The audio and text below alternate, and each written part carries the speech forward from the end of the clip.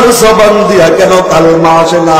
কয় আমার আলকামা তো বড় আল্লাহর ওলি, কেন আল্লাহর ওলির জবান দিয়া কালেমা আসতেছে না? এরে আল্লাহর দুনিয়ার মানুষ বুঝিয়া নাও, মায়ের অবাধ্য হইলে মৃত্যুর সময়ও কালমা নসিব হয় না। খেদমতে মা দর পেদার কুন সুবহে শাম, তাকে বাসি দর্দে আলম কে নাম। খেদমতে মা দর পেদার কুন ইখতিয়ার, তাকে বাসি দর্দে আলম বখতিয়ার। আজকে মায়ের সাথে যদি বেয়াদবি কইরা থাকো রে সন্তান, তোর কপালটা পুড়িয়ে গেছে।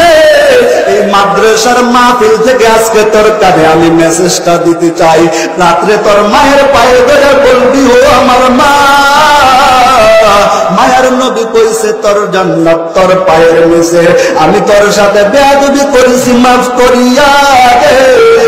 মা যদি খুশি হয় আমার আল্লাহ খুশি হয়ে যায়, ঠিক কিনা? এই জান্নাতে যাইতে চাই নবীর সাথে।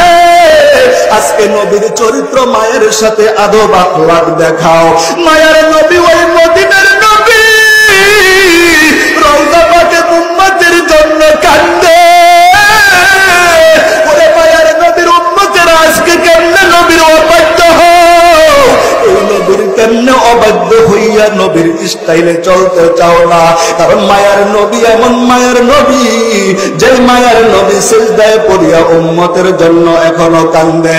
এই নবীর আশিক না হইয়া যদি কবরে যাও, ওই কবরটা তোমার জন্য আমার জন্য সংকীর্ণ হয়ে যাবে।